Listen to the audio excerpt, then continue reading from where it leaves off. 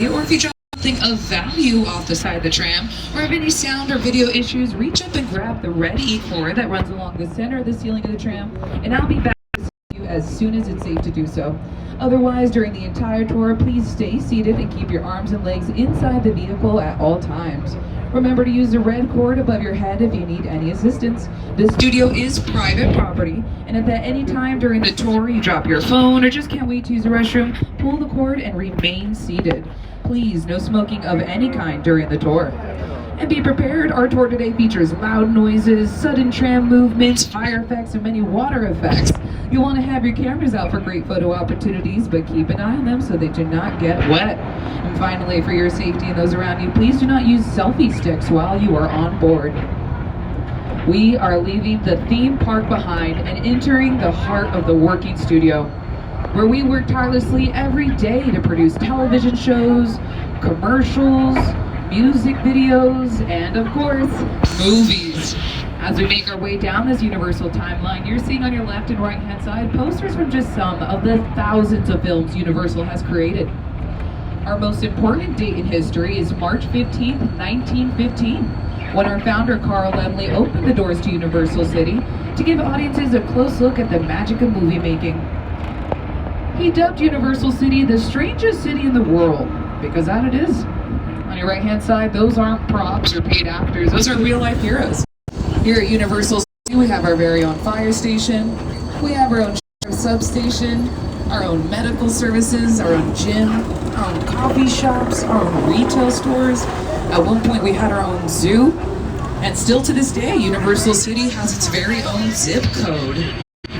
The only difference between our residence and yours is nobody actually lives here. We're too busy making movie and television magic, especially since the launch of our streaming service Peacock in 2020. Now in front of this expansion is Soundstage 12. On your left, the Voice logo is painted on the corner. That's where they filmed their first 8 seasons. They're now in our back lot. We'll get a closer look later. But Soundstage 12 here is near and dear to our hearts because it is the oldest and largest soundstage. Built in the 1920s, it stands an impressive nearly 30,000 square feet. Some of the largest movie sets in history were built inside. Let's see if you recognize any of them.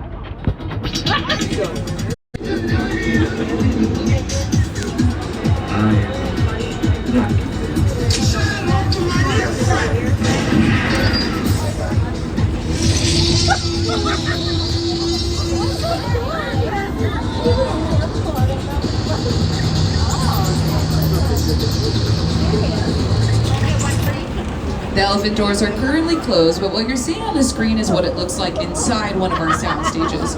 Sort of like a really large warehouse. Well, 80 to 90% of filmmaking takes place inside of a sound stage. It is 98% soundproof. They build the walls 4 times thicker, so filmmakers can create just about any world or story inside. They're able to control their environment, and they're able to film all day and all night. These sound stages were previously home to the cast and crew of Grand Crew, starring Nicole Byer, and the second season of Hacks, the HBO Max series starring Emmy Award winner Jean Smart. And on your left-hand side is Soundstage 14, and that's currently home to our cast and crew of Bel Air. Bel Air is a dramatic reboot of the 90s sitcom Fresh Prince of Bel Air, currently on Peacock. What you is you put egg on the cheese. You put cheese on the eggs and on the cheese. It's right. Whoa, let me see something. No, it's not to be a lie. We could probably fit the whole Bel Air cast and crew in there. We gotta get one of these from nature. For sure. You're looking through y'all. The Big Yummy Mansion lives right here on the Universal lot. Right. Some of Bel Air's most pivotal scenes have been filmed right here. Jabari, what have been your most memorable? I don't know. I mean, there's so many to choose from. You know, I love the 4-year set where Will first ended. At that moment, his life changes forever. What about you? Well, the Bel Air Academy gym set is here too, and I remember you having me sit in that cold ice bath. So Yeah. And that was really I feel my toes.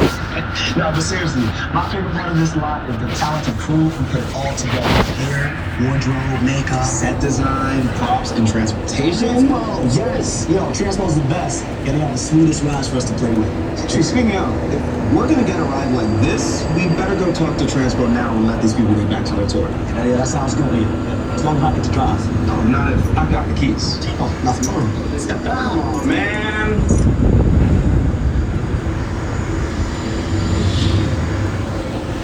And a few of you back there waved mellow to our film minions back there. That's right, Illumination Entertainment also works here on the lot, the same team that brought us the Super Mario Brothers movie. Now we come across celebrities on this lot all the time, and on your left-hand side is our first celebrity sighting, and it's Ted. Ted is toasting us because he's getting his own Peacock series later this year. Executive produced, starring, and directed by Seth MacFarlane, the Ted series will be a prequel to the films. Now, before our cast and crew assembles inside one of our sound stages, we enter what's called a pre-production phase. As writers, casting directors, and producers meet to really shape their scripts, set their budgets, and cast their stars. And all that work is done here on your left-hand side in our production bungalows. Current high-profile production companies working here include Dwayne "The Rock" Johnson's Seven Bucks Production, Jordan Peele's Monkey Paw Productions, director of Nope and Get Out and Us. And if you look all the way at the back on your left-hand side in the alley, you'll notice a Wicked balloon and the initials MP. That's where Mark Platt Productions is working their magic to bring Wicked to the screens Thanksgiving next year. You may recognize this famous silhouette, Production Office 5195. That's right, that belonged to the incomparable Alfred Hitchcock, director of classics like Psycho, Vertigo, and The Birds. Now, sound stages 25 and 26 on your left look a lot different than the ones we saw earlier. That's because these are newer. Those are production offices and dressing rooms built in front. Soundstage 25 is nicknamed the Will and Grace stage because that's where they filmed their final revival season. But now it's currently home to the multi-camp series Lopez vs. Lopez. And Soundstage 26 is home to the cast and crew of American Auto. Now, our Universal lot is split into two sections. The front lot, which we just drove through, which comprises mostly production buildings and facilities like sound stages for filming interior scenes. But now we're entering our back lot. This is where we have large-scale exteriors for outdoor filming. Most of our studio property is devoted to the back lot here, and this is where we'll be spending the rest of our tour. And on your right-hand side, you're about to get a nice shot of our Brownstone Street and Central Park. But some of you may be noticing that set sure does look beautiful. Raise the door! I'm in the shower! Inside bad, outside good. Inside bad, outside good.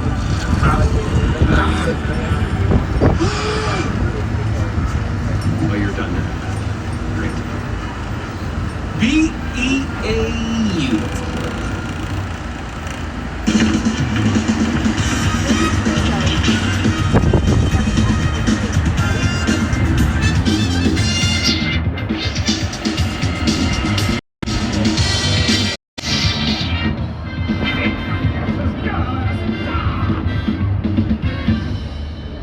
And the area we've now just turned on to is called Courthouse Square. But some of you likely recognize it as Hill Valley from Back to the Future, starring Michael J. Fox and Christopher Lloyd.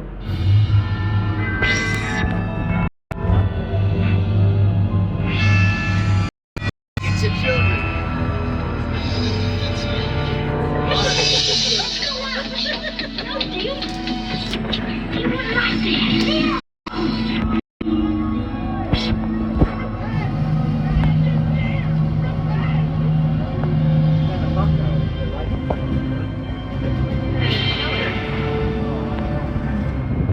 These sets got called Courthouse Square because of the 1962 film classic To Kill a Mockingbird.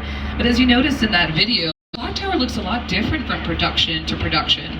Well, that's because these sets get used again and again and again for any different city or time period that the story calls for. And from small town to big city, we're now turning on to our New York Street. Our New York Street sets are complete with its own theater district, financial district. It even has its own Macy's building. But of course, New York Street is always where my co-host Jimmy feels most at home. Hey everyone, welcome to New York. I got my start right here in New York on Saturday Night Live. This is actually my old neighborhood. Once got mugged over there. An old woman, tough lady. This is my favorite hot dog guy. Hey buddy, how's it going? Remember me? No. Just like old times. Gotta love New York City. I'm walking here. It's cool, guys. I was just, just walking there.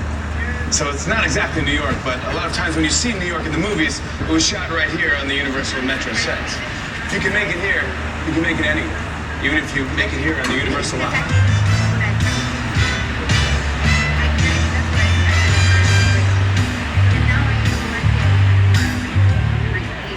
A lot has been made on these sets, including one of our most popular reality competition series, American Ninja Warrior. Hey, Studio Tour, this is Akbar Bajabia Miller, and did you know that we filmed American Ninja Warrior right here on New York Street? In fact, we built the entire course in just a few days. Take a look.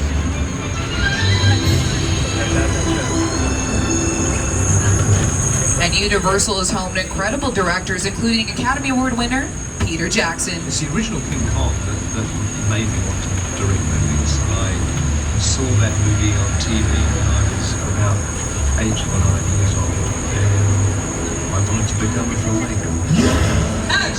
I like films that just take you away from your real life and sweep you up an adventure. Kong literally does that. I mean, you're on board the ship, you're sailing to a lost island, you're encountering monsters and creatures from, prehistoric times.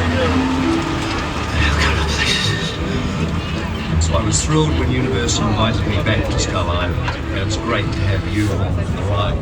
Now, I have created this 3D immersive experience, so you're going to have your glasses ready. Don't put them on yet, just have them in your hand because we're to Skull Island. We are about to return to Skull Island. As a reminder, please remain seated, hold on your belongings tightly, and keep your arms and legs inside.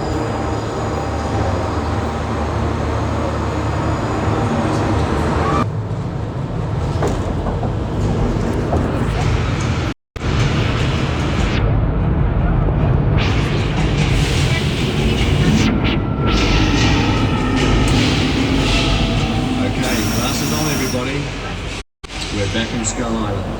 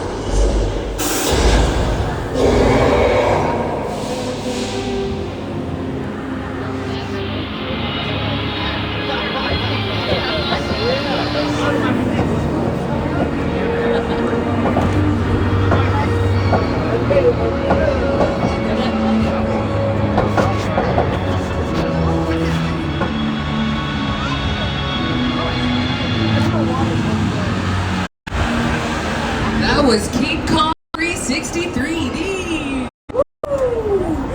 That was bananas. That epic battle was projected on some of the world's largest 3D digital screens. Standing at over 40 feet tall and 180 feet long, it was designed by Peter Jackson and the team at Weta FX. If Weta FX doesn't ring a bell, you'll recognize the movies they created. like the Lord of the Rings trilogy, Avengers Endgame, War for the Planet of the Apes, King Kong, and most recently, Avatar: Way of Water. With a project like the studio tour, the audience is in the middle of the environment. They're looking in all directions, there's creatures coming at them, they're seeing Kong from this side and T-Rexes from this side. Looking at a movie, we always know that people are not really looking straight ahead, they're looking at the shot that we're working on. Here you have to take into account that people are looking in all directions. Also, one of the things about this ride, one of the movies that we're used to working on, there's no cuts, because it's one giant shot, this tram that's driving along through Skull Island is where the camera's from. This ring represents where the screen is 10 meters away. We're really creating about 50 minutes of a feature film. That amount of visual information, that number of pixels, and presenting them to the audience, it's a hell of a ride.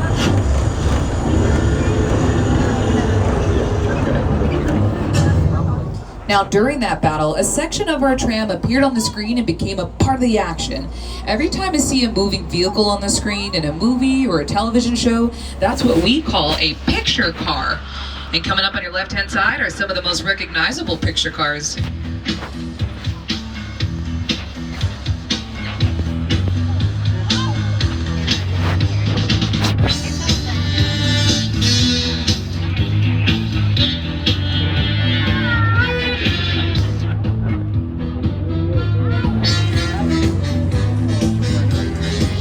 Picture cars do so much more than transport characters. They also transport us through different time periods. Like the very distant future of 2015 and Back to the Future 2. To the Stone Age and the Flintstones. Those are made out of foam rubber and fiberglass. And the gyrosphere from Jurassic World looks different than it did in the film. That's because the glass is too reflective for cameras, so it was added in post-production.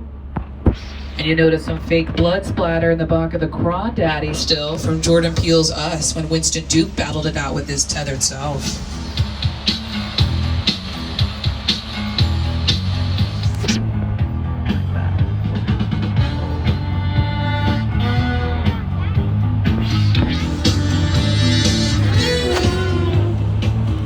Now, picture cars can also be an example of advanced technology, maybe even technology we don't even have yet.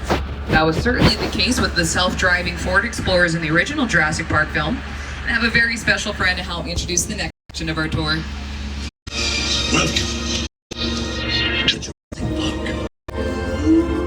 We are entering off the coast of Costa Rica. On your left and right-hand sides are the original set pieces, props, and picture cars from the Jurassic Park films.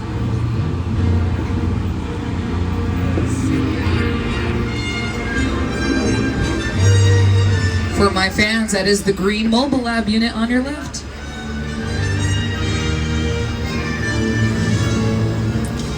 And dinosaurs. So we keep them on standby. Uh-oh. Uh-oh. They got out. Watch out!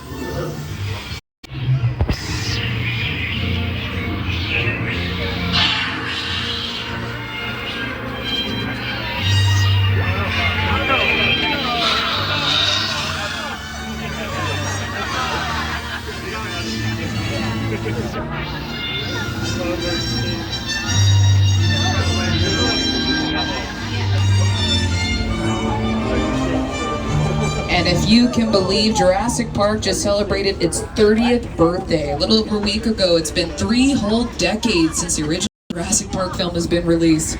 I know, I feel old too. But in Jurassic Park, extreme weather conditions play a very important role in the film. A hurricane effectively traps all the characters on the island. A lightning strike shows a silhouette of a T-Rex for the first time. And puddles vibrating ominously show dinosaurs are nearby. Well, now we're going to demonstrate how we're able to control those weather conditions in the oldest part of our studio tour, known as Old Mexico.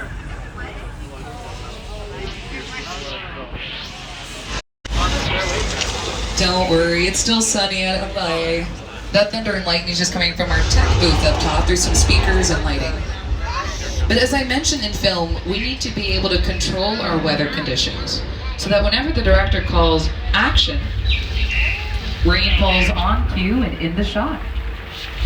Whenever you see rain in film, we're using sprinkler systems. It shoots the water straight up so that it falls naturally down. Real rain is too translucent. That means it's hard to see on the cameras. So we use sprinkler systems along with some backlighting to change the weather that really affects the tone or mood of a story a filmmaker's trying to achieve. Alright, I think they get the hint what rain looks like. Thank you, Tech Booth. We can cut the rain. Tech Booth, do you copy? We can cut the rain. Cut the... Uh-oh. Hang tight. Or maybe I should say, hang 10!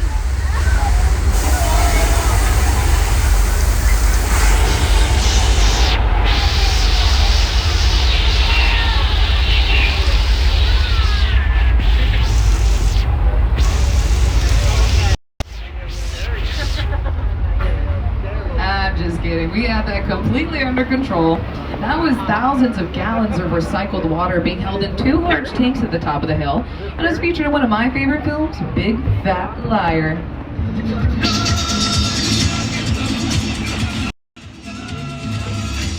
You can't outrun the wolf, kid!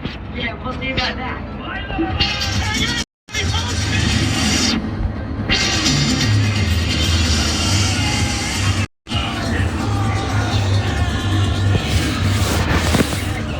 Stamp your passport as we leave old Mexico and enter back into the Wild West. These are the oldest sets on the Universal lot, and it's called 6 Points. It got its name 6 Points because there are 6 distinct Western streets. So during the silent film era, 6 different Western films could be filming at the exact same time. Our founder, Carl Lemley, loved to invite live audiences in on the action, so he'd put bleachers around the sets so they could cheer on the good guys or boo the bad guys, giving the actors plenty of motivation. And you'll notice some of these doors and windows are smaller and taller than others. Well, that's for an effect we call forced perspective. So if an actor needs to appear larger than they may be in real life, they'll just be placed in one of our smaller doors. And if they need to appear smaller, they'll be placed in one of our taller doors. Classic stars like John Wayne and Clint Eastwood have moseyed down these streets. And Academy Award winners Brad Pitt and Leonardo DiCaprio in Quentin Tarantino's 9th feature film, Once Upon a Time in Hollywood. But just as our founder loved to invite live audiences a century ago, we still do that today. On your left-hand side, sound stages 30 and 31, that is where The Voice is filmed. Our hosts Kelly Clarkson and Blake Shelton were joined by 2 new hosts this past season, Chance the Rapper and Nat Horan.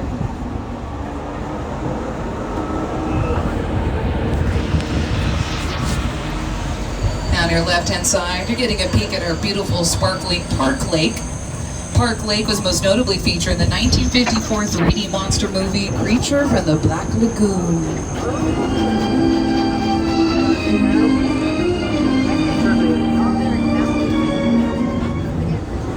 And that is what I looked like when I woke up this morning. Park Lake was also featured in the lavish musical Showboat by director James Whale. Of course, James Whale is a director of our monster movies like Frankenstein, The Bride of Frankenstein, The Invisible Man, and The Old Dark House. And now we're about to enter the home of those beloved monsters in our sets called Little Europe.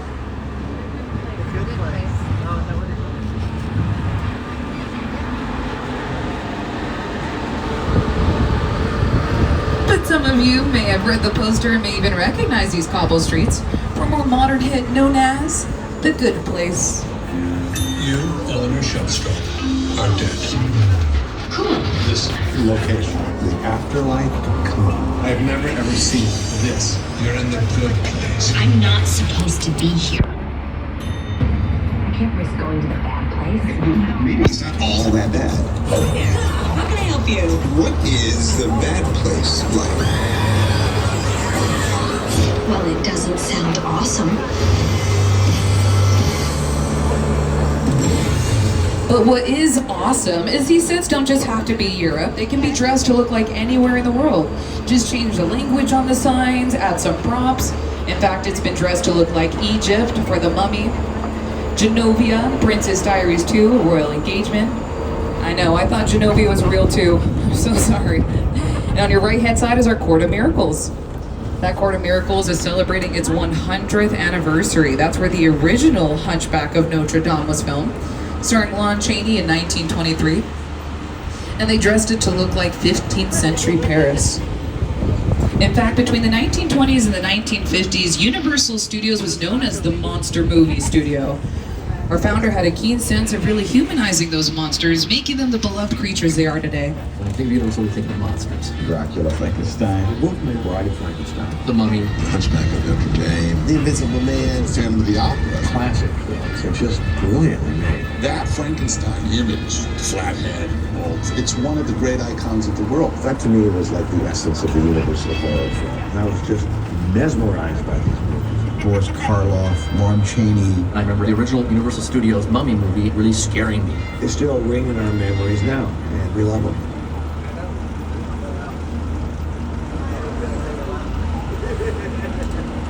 Our tour is now approximately at the halfway mark, so I just want to remind everybody to stay seated during the entire tour. The studio is private property, and if you drop your phone or just can't wait to use the restroom, pull the red cord to get my attention, and I will be back to assist you, but do remain seated on the tram. On your right-hand side, you're getting a peek at our Denver Street sets. Unfortunately, most of it was lost in our mid-2000s fire here on the Universal lot, but they still stand tall today where a lot of famous Western brawls took place. In fact, the very first year Universal Studios opened, over 200 Western films were produced. But I say we dust our cowboy boots and enjoy some time at the beach. It's a good thing we have Amity Island here. It's a small New England town that was once terrorized by a man-eating great white shark. I'm very pleased to announce it has since been caught. But we have our police divers out there in the water just doing one final sweep to make sure everything looks okay. Hey George, how's it looking out there today?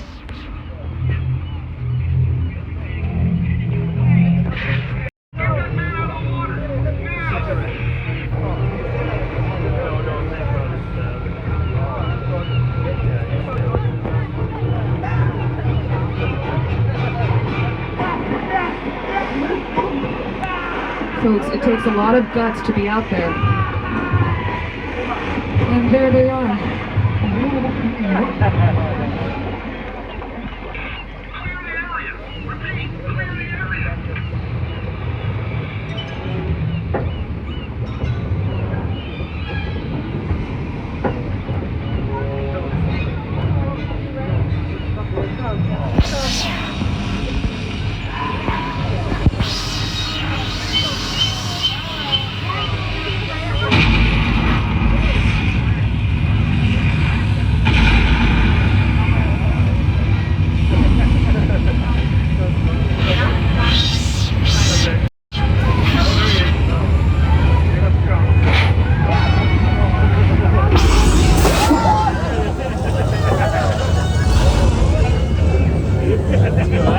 I just have a quick observation, no judgment, but that was very real fire no one reacted to. But the fake shark, I heard those screams. Well, that fake shark is named Bruce, as they did in the film Jaws. Steven Spielberg named him Bruce after his attorney, but Bruce didn't always work according to plan. That's a much maligned shark. The shark was frustrated. It didn't really work all the time. It didn't work hardly at all. Wherever you were on the island, you could hear the radio waves. They were always saying, the shark is not working. Repeat, the shark is not working. We just waited around. We just waited and waited and waited. The shark worked well enough for a while there. So I knew it was a shark a lot.